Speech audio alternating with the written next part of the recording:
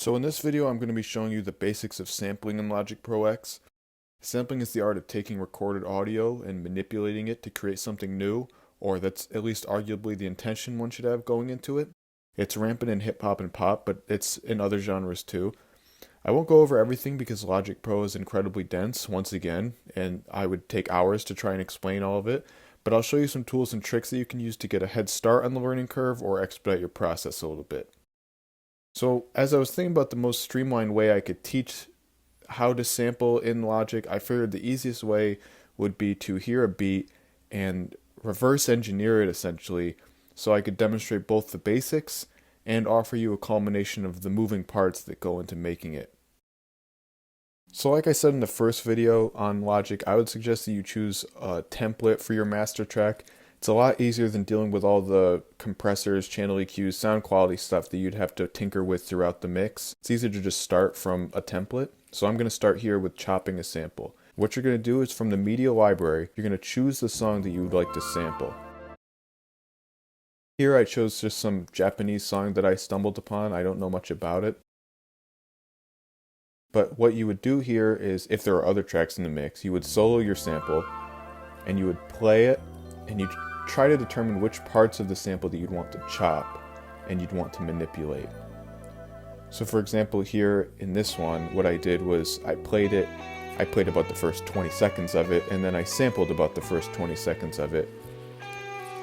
In this case, it was just because the rest of the song sounded like the beginning, so I wasn't going to gain much from chopping the entire song when I could get the same sounds from just chopping the first 20 seconds. So from here, what you're going to do is you're going to go to Smart Editing and you're going to click Snap Regions to Absolute Value. And this will enable you to align the sample with the beats of the project as opposed to the infinite values in between the beats. So think of this as starting at beat 1 instead of beat 1.2957 or whatever. And then likewise from the same menu, select Snap Edits to 0 crossings. Now when you trim at a particular point, Logic will trim where the waveform is 0. And what this will do is prevent popping sounds. Sometimes if you cut a waveform at a positive value, you'll get a popping sound. It's very annoying, but I'll show you later how to get rid of that even if you do end up having them. It's very common.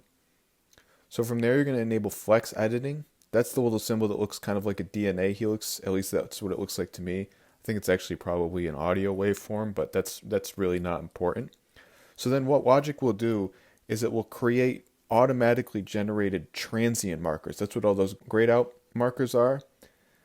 What you should do, or what you can do, what I like to do, is to choose particular points along those transient markers to make my flex markers. And flex markers are the ones with the arrows there. They're manually chosen. This is so you can choose the sounds that you want and not all of the myriad points that Logic tends to find transients in. Sometimes it'll cut a sample in half and it doesn't sound as good.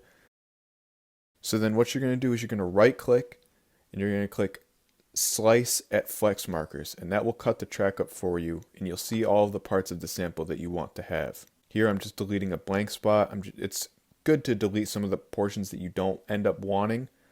And from here what I'm going to do is I'm going to highlight all of them, and then you go down, you click Convert, and then Convert to New Sampler Track.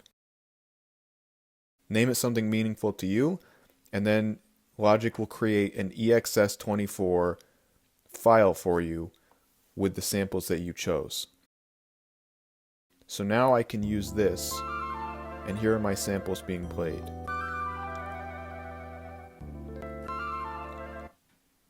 And it's green now because it's technically a software instrument. It's a MIDI instrument, meaning I can control it from the MIDI keyboard. And from there you can click EXS24 to open your file and see all of the samples contained within it. And what I'm going to do is I'm going to go over all of the stuff you can do to manipulate the sounds here. So the first effect that I'm going to go over is coarse. And coarse is broad pitch control, or as the name implies, coarse pitch control. This will change the sample by entire semitones. So it's pretty broad. It'll jump in tone. You'll notice the difference almost immediately. Fine is subtle pitch control, or as the name would imply, fine pitch control. This is if your sample is a little off key and you just need to get it a little bit up without jumping an entire semitone. Then there's volume. This is self-explanatory. It's just the volume of individual samples. This is handy because sometimes one sample or one part of the song will be a little louder than the other, and you just want to turn it down a little bit. Pan shifts the sample between the right and the left channel. So sometimes you don't want to crowd the mix in the center, for example, and you'd want to move one sample to the left or right. That's how you would go about doing it. So one shot chooses whether to play the entirety or the segment of a sample. So here I turned it on. I'm just tapping the notes on the MIDI keyboard and it plays the entire note. When I turn it off, I tap it and it only plays how long I'm tapping the key. Reverse reverses individual samples. Alright, so with that, that's mostly what you can do from the edit menu, but there's alternatives. So from this menu, the interface of the EXS24, you can do more or less the same thing. So here, you have the same thing with tune. It's the same thing as chorus. It's coarse pitch control. Same thing with fine. It's the same fine as in the edit menu. And from here, this is a cool effect. This is the glide and pitcher. It's a pitch gradient. So you can choose your samples to slide into the key that they're in from a pitch that you choose. It creates kind of cool effects, kind of goofy effects too, as you can hear. And then from here, what you can do is you can choose a filter, and this sets a cutoff for particular frequency ranges. This is a low pass filter, so it's cutting the high frequencies and only letting the low frequencies in. You can change it through this bottom menu here. Here's a high pass filter. Here also trebly, I'm cutting off all the lower frequencies beyond a certain cutoff point. And then here's how you would go about getting rid of the pops that I showed you. So this is attack time. This shows how quickly the sample will end up being played. Here it kind of fades in from a 0 value in terms of volume. It's sliding into the beat and it gets rid of the pops. So here's another beat I made to give you an example of these pops to explain what I'm talking about so I don't sound crazy. Here's a piano sample I chose. And what I'm going to do is I'm going to turn off the attack time so you can hear it without it. So here it is with the attack time, the fade in, and here it is without. You see how it sounds kind of harsh and it pops when I play it? Attack time will get rid of that because it fades in from a 0 value. Now I don't have the annoying pops and I have the gradient. Okay, so now what I'm going to do is I'm going to show you the same sample I chose and how I ended up manipulating it. So here I'm going to open EXS24 and here are the effects. You can see I pitched it down and I've made it kind of glide in like I talked about, and I added just a little bit of the filter, and then you'll see the first few notes are reversed.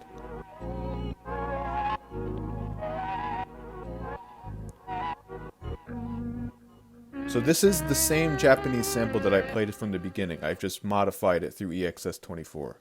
I'll show you by unreversing some of the stuff here. You'll hear the difference.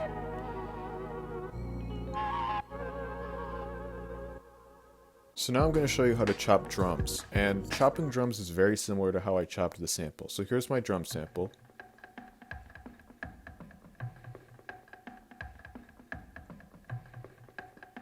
Here it is with the drums.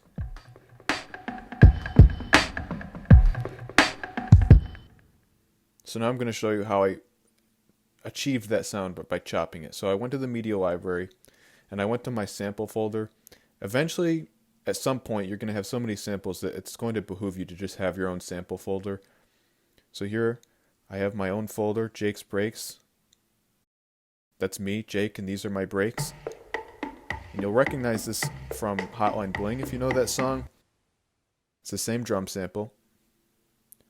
So here it is. I dragged it to my project. And now I'm going to do what I did before. I'm going to solo it, and then I enable flex time, like I did before. Do the same thing with the instrument track. And like I talked about, there are those transient markers. Now, with something like this where it's just straight eighth notes, it's actually kind of nice because Logic's transient markers will just mark all the eighth notes. And in this case, I can just cut along them. If you have a drum break that you don't want certain parts of, then by all means use the flex markers. And then time stretching, this will make it so the time of the sample will match the time of your project. And here you double click it, you go to edit, and you go to stretch region to locators. And locators is that yellow bar at the top that you can drag. I showed that in the Basics of Logic video. It's a little off because my drums aren't quantized, but you get the picture. It is in the same time as my project now, and it'll make it a little easier to cut it so it sounds in time with what I have in my project. So now I'm going to cut along the flex markers. Like I said, you can just cut along the transient markers. It's either one in this case. I did transient markers.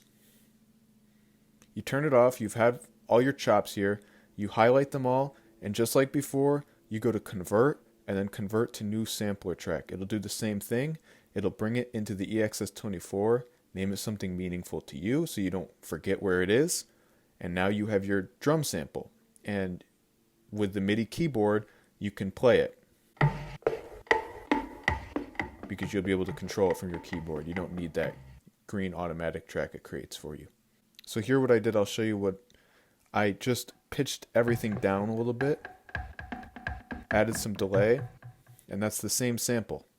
I added a little low pass filter too, not too much, just to get rid of some of the high notes. And that's basically my drum sample. So here I'm going to show you one-shot drums, and those are single hits as opposed to full drum breaks. So that Timmy Thomas sample that I just chopped, that was a drum break that I edited. These are single shots. So I'll open my MIDI keyboard here. You hear it's all just kicks. They're just a bunch of different single hit kicks that I have. And what you could do is you could do the same thing. These are particular producer's kicks that I have. And I just added them all into a EXS24 file. So now I can play them all on the keyboard and I can edit them from there too. And this is what you would do to add them. Is you go to your media library, you find them. I have this kicks folder. You highlight the ones that you want, and you just drag them in there. Now here it's going to ask you where to start with. You have to make sure that you start at a point where you don't already have samples, or at a point where if you're adding so many samples, you won't fit all of them. You do have a lot of space for samples. I've added over, I think, 80 or 90 before. So from here I have all the samples.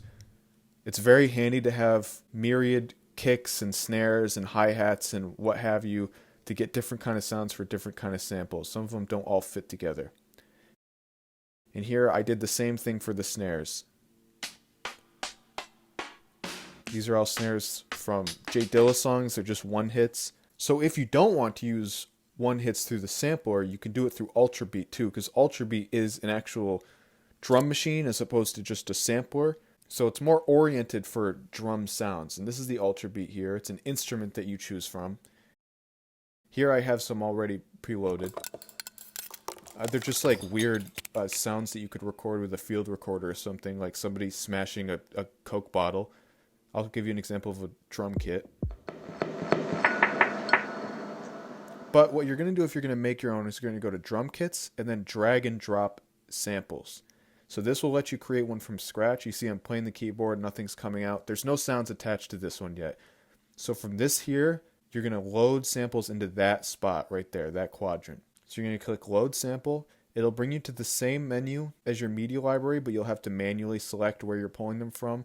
I went to my samples folder. You see I have a whole bunch of samples. So I'll just choose one at random. I'll just choose a kick. So I open that up, and now it's loaded in there. And I have control over it with my MIDI keyboard. So that's a reverse. You click that, it'll reverse the sound. This is noise. It's just noise that generates whenever you hit the note. If you want to use it for like lo-fi kind of stuff, or like a boom bap sound, you can use it to kind of create like an artificial vinyl hiss. I've used it a lot for that. It's pretty cool. This is the Oscillator. So for 808 basses that are really popular in trap, you can create something like this. It'll add a sub bass note, but it's not always sub bass. Sometimes it's a little higher than that, but that's what it can be used for. Here's filter, same thing as the EXS24. It's just a cutoff for particular frequencies.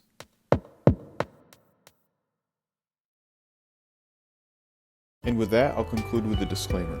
So it's very important to know that releasing music, free or otherwise, with samples, but without permission, is illegal according to copyright law. I don't say this to scare you, if so this whole video would be redundant. I say this to warn you about releasing music with uncleared samples. However, everything I demonstrated can be used with any sound files. I've sampled myself playing drums, for example. Even better is music or sounds released via Creative Commons. These are free to use per the artist's permission, and there's a lot of variety of them on the internet. This is all to say, be mindful of what you're sampling and make sure you aren't infringing on copyright. But I really do encourage everyone interested to try it. It's only a little more complicated if you want to publish sampled music.